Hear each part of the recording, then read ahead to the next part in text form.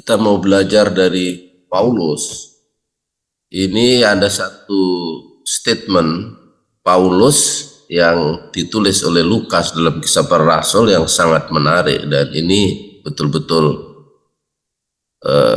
radikal sekali. Ini Paulus berkata, sebab itu ya Raja Agripa, kepada penglihatan yang dari surga itu tidak pernah aku tidak taat. Tidak pernah aku tidak taat. Nah,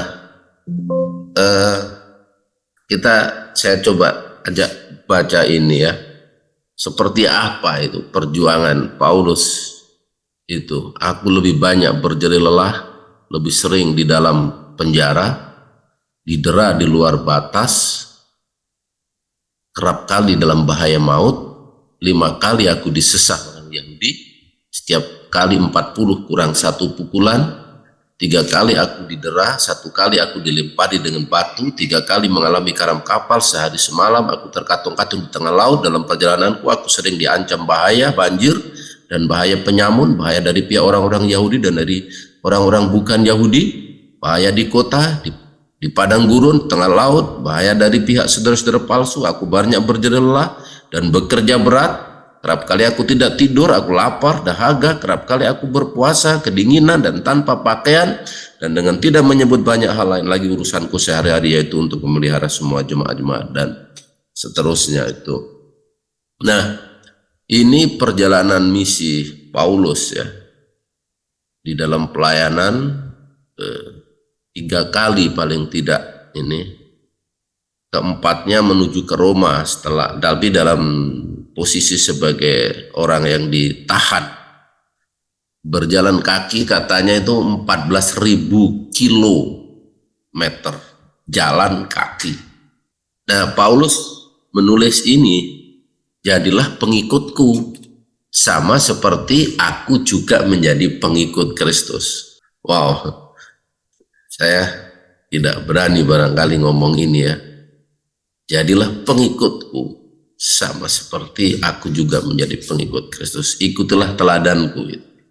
Aku telah mengakhiri pertandingan yang baik, aku telah mencapai garis akhir, dan aku telah memelihara iman. Bagaimana Paulus bisa taat panggilan misi ini? Ini kesaksian Paulus di depan Agripa ketika dia diadili. Dan dalam keadaan demikian, ketika Paulus menceritakan kepada Agripa ini, dan dalam keadaan demikian ketika aku dengan kuasa penuh dan tugas dari imam kepala sedang dalam perjalanan ke Damsyik, tiba-tiba ya Raja Agripa, di tengah hari bolong aku melihat di tengah jalan itu cahaya yang lebih terang daripada cahaya matahari turun dari langit meliputi aku dan teman-teman seperjalananku. Kami semua rebah ke tanah, dan aku mendengar suatu suara yang mengatakan kepadaku dalam bahasa Ibrani, Saulus, Saulus, mengapa engkau menganiaya aku? Sukar bagimu menendang ke galah rangsang. Sukar bagimu menendang ke galah rangsang. Tetapi aku menjawab, siapa engkau, Tuhan? Kata Tuhan, akulah Yesus yang kau aniaya. Tapi sekarang bangun dan berdirilah, aku menampakkan diri kepadamu untuk menetapkan engkau menjadi pelayan dan saksi tentang segala sesuatu yang telah kau lihat daripadaku, dan tentang apa yang akan kuperlihatkan kepadamu nanti. Aku akan mengasingkan engkau dari bangsa ini dan dari bangsa-bangsa lain, dan aku akan mengutus engkau kepada mereka untuk membuka mata mereka supaya mereka berbalik dari kegelapan kepada terang, dan dari kuasa iblis kepada Allah, supaya mereka oleh iman mereka kepadaku memperoleh pengampunan dosa dan mendapat bagian dalam apa yang ditentukan untuk orang-orang yang dikuduskan. Sebab itu ya Raja Agripa, kepada penglihatan yang dari surga itu tidak pernah aku tidak taat, tetapi mula-mula aku memberitakan kepada orang Yahudi di Damsyik, di Yerusalem dan di seluruh tanah Yudea, dan juga kepada bangsa-bangsa lain bahwa mereka harus bertobat dan berbalik. Nah, kalau kita meyakini, ada 3 fakta saya mau sharing kali ini. Kita bisa didorong untuk taat panggilan misi ini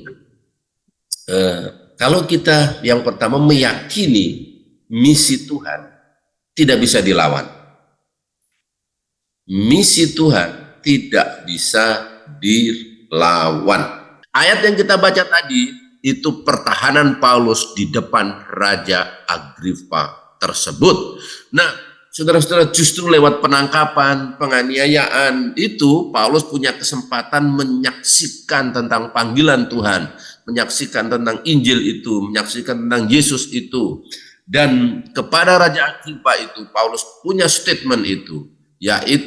Paulus punya statement bahwa kepada panggilan yang dari surga itu tidak pernah aku tidak taat. Dan Paulus menceritakan, ya Raja Agripa, ketahuilah ketika saya bermaksud pergi ke Damsyik untuk menganiaya pengikut Yesus, menganiaya murid Yesus, di tengah perjalanan ada cahaya yang terang benderang menyinari saya roboh, teman-teman saya roboh, saya menjadi buta. Lalu saya mendengar suatu suara dari langit, Saulus, Saulus, mengapa engkau menganiaya aku? Dan aku bertanya kepada suara itu, siapakah engkau?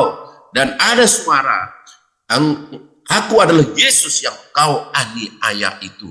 Nah, Bapak Ibu, menarik dalam bagian ini. Jadi kalau gereja Tuhan dianiaya, sebetulnya Yesus yang dianiaya. Kalau kita tubuh Kristus mengalami penganiayaan, mengalami kesulitan, mengalami kesakitan, mengalami pergumulan, sebetulnya Yesus sebagai sang kepala itu ikut merasakan itu. Jadi kita bukan lonely, kita bukan sebatang kara di situ.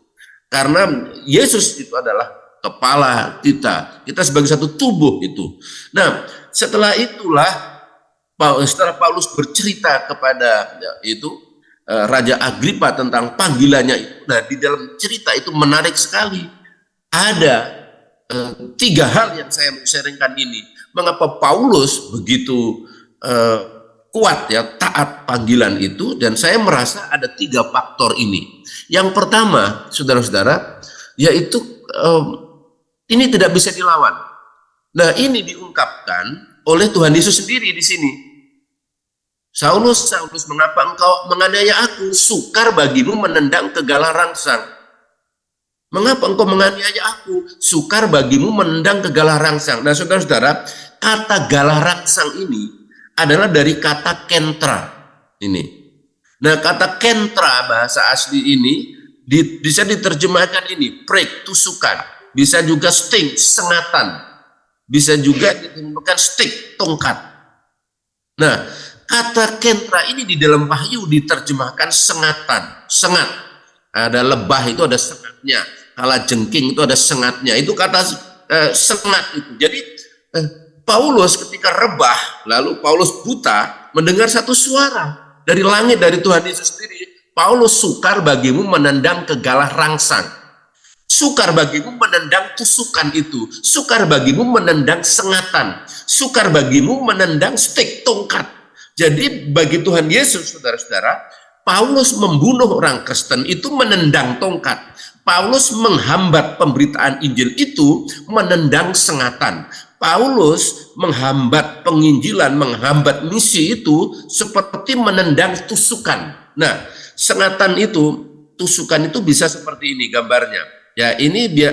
Terus bisa juga ini pecut ya, ini. Jadi kalau ada orang membajak, Bapak Ibu, ini bisa disebut juga kentra. Ini galah rangsang. Ada juga galah rangsang bukan berupa pecut, tapi berupa seperti bambu atau dibuat dari besi untuk menusuk pantat sapi ini. Jadi kalau sapi ini mau lari ke kiri, ditusuk tek begitu supaya kembali ke posisinya ke kanan. Kalau ini mau mandek, ditusuk supaya jalan. Kalau ini malas-malas, ditusuk supaya dia menjadi jalan atau lari. Jadi inilah kentra, galah rangsang. Nah, ini dikatakan oleh Tuhan Yesus kepada Paulus. Jadi Paulus mau pergi ke Damaskus, mau menganiaya orang Kristen, mau memenjarakan orang Kristen, mau membunuh orang percaya Yesus, mau menghambat penginjilan, menghambat pemberitaan Injil, itu seperti menendang kegalah rangsang. Jadi Tuhan Yesus maunya mengatakan begini kepada Paulus, Paulus, kamu akan tambah sakit kalau menendang ini, galah rangsang ini. Kalau kamu menghambat penginjilan, itu tambah sakit kamu. Semakin keras kamu melawan, kamu akan sakit. Semakin keras kamu melawan, kamu akan semakin nyeri rasanya. Kamu tidak bisa, dengan kata lain, saudara-saudara, bahwa Injil itu tidak bisa dibendung. Injil itu tidak bisa dilawan. Semakin dilawan, semakin merambat. Bahwa Injil itu pasti akan sampai ke ujung bumi. Bahwa Injil itu pasti akan sampai didengar oleh setiap suku, bangsa di dunia ini. Tidak bisa dilawan, tidak bisa ditentang, tidak bisa dihambat dalam arti ya, dalam kekekalan ya, dalam jangka panjang, bahwa Injil ini nanti pasti akan sampai ke tujuannya, yaitu semua orang akan mendengar. Jadi tidak bisa dilawan. Semakin kamu melawan, kamu rugi. Semakin kamu melawan, kamu sakit. Semakin kamu menendang, kamu tidak mengikuti, kamu akan semakin susah. Jadi tidak ada untungnya di luar misi ilahi ini.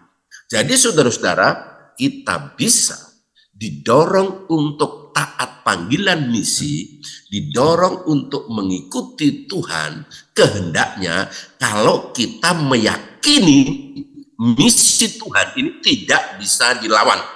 Itu poinnya. Nah, apa yang Tuhan kehendaki dalam hidup saudara dan saya, kita mesti berusaha untuk mengikutinya, mentaatinya. Sebab melawan, tidak mengikuti, rugi. Tambah sakit. Sengatan itu, tongkat itu, tusukan itu. Itu khususnya apalagi di dalam hal misi. Kalau gereja tidak mau ya ini melawan misi, ya pasti akan sulit, pasti akan susah, tidak bisa dilawan. Itu poin yang pertama. Lalu yang kedua, Bapak Ibu, kita bisa didorong untuk ikut misi ilahi, taat Tuhan ya, kalau kita meyakini panggilan misi ini adalah ketetapan Tuhan. Aku menampakkan diri kepadamu untuk menetapkan engkau menjadi pelayan dan saksi. Nah ini menarik, pelayan dan saksi. Nah, menetapkan prokeirastai ini sebetulnya menetapkan sebelumnya. Ini lebih dekat dengan mencetak ya. Mencetak, membuat engkau begitu. Aku menampakkan diri kepadamu ini Paulus untuk mencetak engkau menjadi pelayan dan saksi. Aku membuat engkau menjadi pelayan dan saksi. Aku dalam tanda petik mungkin kalau boleh saya pakai istilah mentakdirkan engkau, atau ya mungkin kurang pas kalau mentakdirkan ya, tapi mencetak engkau menjadi pelayan ya. Kata pelayan huperetin ini adalah biasanya adalah dulu orang tahanan yang banyak bekerja sebagai huperetes ini. Tahanan di Kekaisaran Romawi itu yang mendayung perahu. Jadi biasanya ada yang diikat kakinya itu, diikat dengan yang lain supaya dia hanya mendayung. Jadi kalau bosnya komandan bilang kiri ya kiri, kanan ya kanan, dayung kiri ya dayung kiri, kanan dayung kanan, begitu. Jadi huperetes ini ya, itu pelayan ini adalah orang yang memang hanya taat, nggak bisa tidak taat. Lalu marturia, nah kita tahu saksi marturia, martir ya, mati syahid. Aku menetapkan engkau supaya engkau menjadi mati syahid, martir. Dan ini ketetapan Tuhan. Nah, dan ini kelihatannya bersamaan ketika Paulus bertobat, saudara-saudara. Jadi panggilan misi ini, saudara-saudara, sama sebetulnya atau identik sebetulnya dengan panggilan keselamatan.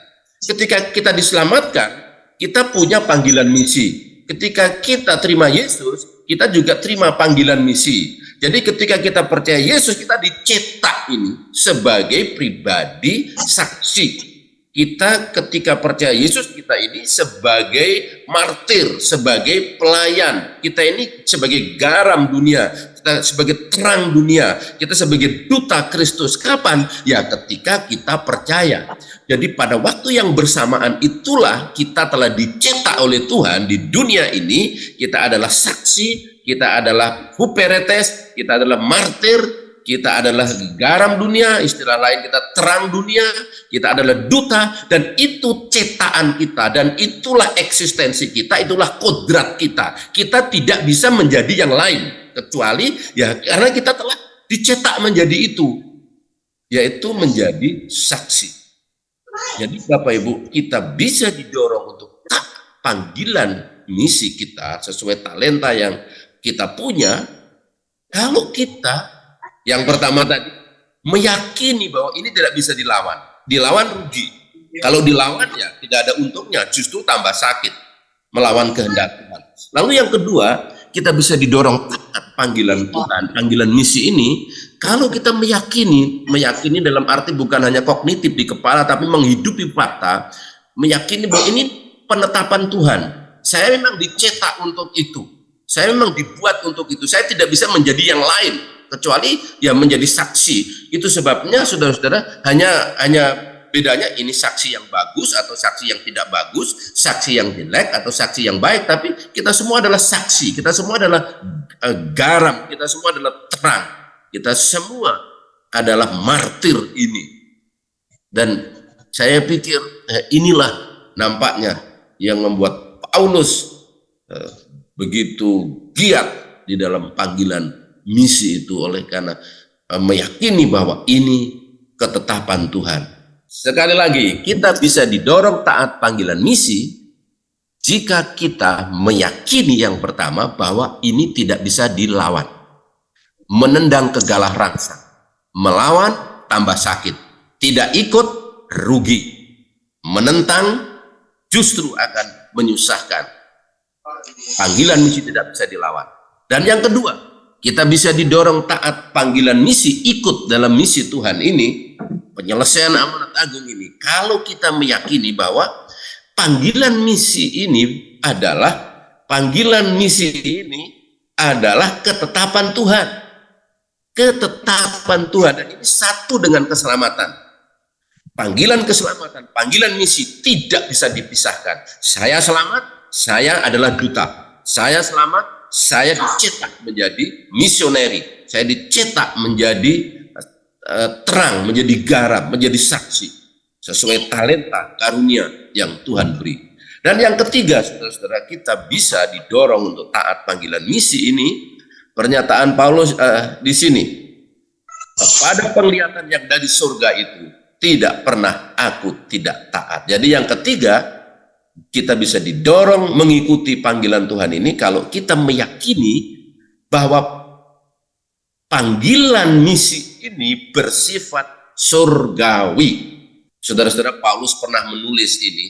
Ini kata surga ini dari kata uranio, ya. Ini langit, bisa diterjemahkan langit sebetulnya juga. Nah, ini 2 Korintus 12 ayat 2, Paulus pernah menulis begini tentang surga ini.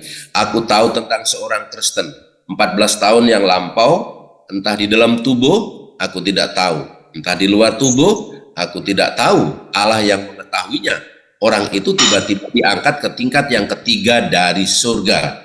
Diangkat ke tingkat yang ketiga dari surga. Nah, ini kisahnya ditulis oleh Paulus ketika Paulus menulis surat kepada jemaat Korintus 14 tahun yang lalu. Dan banyak penafsir setuju ini peristiwa terjadi di Kisah Para Rasul juga. Kira-kira 14 tahun sebelum Paulus menulis surat ini, yaitu ketika Paulus digebuki, diseret, lalu dikira Paulus meninggal dunia di sana, lalu dikerubutin oleh murid-muridnya, dan Paulus pingsan di situ, tak sadarkan diri, dan murid-muridnya itu mendoakan, lalu Paulus hidup kembali. Ada yang mengatakan kemungkinan pengalaman ini ketika Paulus pingsan itu, ketika Paulus tak sadarkan diri itu karena digebukin itu. Lalu Paulus ini, aku tahu tentang nulis ini, aku tahu seorang Kristen 14 tahun yang lampau, entah di dalam tubuh aku tidak tahu, entah di luar tubuh aku tidak tahu, Allah yang tahunya. Orang itu tiba-tiba diangkat ke tingkat yang ketiga dari surga. Jadi Paulus tidak menyebut dirinya, memang dia hanya menyebut orang Kristen, tapi banyak penafsir mengatakan ini Paulus sendiri. Jadi Paulus memang tidak mau menyombongkan diri dengan penglihatan hal yang seperti ini. Nah, tidak seperti sekarang banyak orang juga yang ya baru lihat-lihat sedikit penglihatan apa sudah ceritanya sana sini ya. Ini Paulus barangkali membungkus ini, tidak mau menyombongkan diri dengan pengalamannya. Jadi dia diangkat ke tingkat yang ketiga dari surga. Nah, memang kata sur ini tingkat ini ya, kata tingkat 3 ini menunjuk, banyak penafsir mengatakan bahwa tingkat pertama itu ialah ini udara, saudara-saudara, di bawah atmosfer ini langit ya. Lalu tingkat kedua itu ialah ini di atas atmosfer ya, di tempat ini galaksi, bintang-bintang dan seterusnya, itulah tingkat 2. Lalu tingkat 3 itu tempat kediaman Tuhan. Jadi Paulus mau mengatakan diangkat ke tingkat yang ketiga dari surga, itu artinya itu tingkat keberadaan Tuhan di sana, di hadirat Tuhan, ada hadirat Tuhan yang dihisapkan di sana. Nah, mengapa Paulus punya pengalaman ini? Saya yakin Tuhan mau meneguhkan Paulus, menguatkan Paulus, sebab Paulus banyak menghadapi kesulitan, penganiayaan, pergumulan. Itu sebabnya Tuhan mengizinkan ini untuk Paulus mencicipi suasana surga itu. Barangkali Tuhan mau bilang kepada Paulus, ini loh rumahmu nanti, ini loh yang sesungguhnya nanti, ini loh kerajaan surga nanti. Jadi kamu bertahan terus, kamu maju terus, kamu jangan berhenti. Ini loh panggilan surgawi ini bahwa di dunia ini kamu hanya sementara nanti. Tubuh jasmani semakin merosot dari hari ke hari, tapi tubuh rohani yang akan menduduki surga itu diperbaharui dari hari ke hari. Jadi saudara-saudara, kita bisa didorong taat panggilan Tuhan, terlibat dalam misi Tuhan, ikut dalam misi Tuhan kalau kita meyakini bahwa ini bersifat surgawi, ini bersifat abadi, ini bersifat kekal, ini bukan temporer. Saudara, di dunia ini kita pendek, saudara-saudara, kita tidak lama. Ini pemazmur berkata 70 tahun, kalau kuat 80 tahun. Hidup ini tidak lama. Kita bisa semangat menjalani hidup di dunia ini, menjalankan panggilan Tuhan, misi Tuhan, kalau kita meyakini ada panggilan yang bersifat surgawi.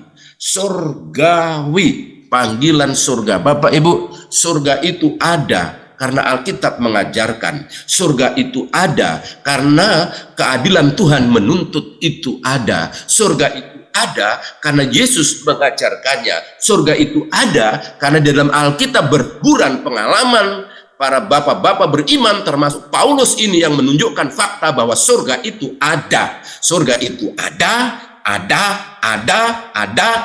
dan ada. Kalau surga tidak ada, Bapak Ibu percuma, ngapain duduk-duduk ini sekarang? Pak Im, ngapain ke Indonesia ini? Capek-capek ke kampung-kampung. Kalau surga tidak ada, happy-happy saja. Mengapa kita melakukan misi ini? Karena kita meyakini bahwa surga itu ada. Dan itulah rumah kita yang sejati, keabadian, kekekalan di sana. Tidak akan berhenti di sana. Dan ini yang bisa mendorong kita. Panggilan kita doa. Doa ini bukan pekerjaan yang mudah, jelas. Misi perlu doa. Waktu 5 menit, 10 menit, seperempat jam, 1 jam, 2 jam, perlu puasa. Ini adalah yang bisa kita beri untuk ikut panggilan misi ini. Dana, uang, para misioneri pergi ke ladang-ladang. Kami sekarang ada yayasan mengutus hampir 30 suku-suku di Indonesia, didukung oleh 50% gereja Indonesia, lalu 50% ada gereja-gereja dari Amerika, dan ini masih kurang tenaga, masih kurang ini, dan kita bisa ikut terlibat dalam panggilan misi. Daya pergi langsung ini. Indonesia 130 suku. Terima kasih Pak Im, terus datang setahun sekali 2 kali untuk ikut gerakan ini. Dan 130 suku ini terabaikan, masih belum mendengar Injil, dan Injil kerajaan ini akan diberitakan di seluruh dunia, menjadi kesaksian bagi seluruh bangsa. Sesudah itu barulah tiba kesudahannya. Nah, kalau semua suku-suku ini sudah mendengar, maka Yesus akan datang. Karena ini yang dikatakan oleh Tuhan Yesus, menjadi kesaksian bagi seluruh etni. Kata yang diterjemahkan bangsa itu etni. Jadi kalau setiap etnis sudah mendengar, maka Yesus akan datang. Di Wahyu disebutkan ini, Kemudian daripada itu aku melihat suatu kumpulan orang banyak yang tidak terhitung banyaknya, dari segala bangsa dan dari kaum dan bahasa, berdiri di hadapan tahta. Nah, ini penglihatan yang pasti terjadi. Yohanes melihat bahwa akhir zaman akan ada wakil dari setiap bangsa, kaum, bahasa. Ini pasti terjadi. Ini pasti akan terwujud. Ada nanti 130 suku Indonesia ini, sekarang ditemukan lagi katanya 160 malahan. Karena sub-suku itu. Ini pasti akan mendengar Injil nanti. Pasti akan ada yang mengatakan minimal 1% atau 2% yang percaya Yesus. Karena ini yang dilihat oleh Yohanes. Nanti kemudian daripada itu aku melihat suatu kumpulan orang banyak yang tidak terhitung banyaknya, dari segala bangsa dan dari kaum dan dari bahasa, berdiri di hadapan tahta dan di hadapan Anak Domba. Jadi akan ada wakil di sana. Itu pasti. Yang belum pasti adalah apakah kita ikut terlibat dalam mewujudkan itu. Ini pasti dari setiap suku bangsa. 160 suku Indonesia ini pasti akan ada yang percaya, akan ada wakilnya, akan ada gerakan di situ. Yang belum pasti ialah apakah saya terlibat di situ, apakah gereja saya dilibatkan di situ. Nah, kita bisa didorong untuk terlibat dalam misi ilahi ini jika kita meyakini panggilan misi ini tidak bisa dilawan, Bapak Ibu. Kalau saya melawan, saya rugi. Saya melawan, saya tambah sakit.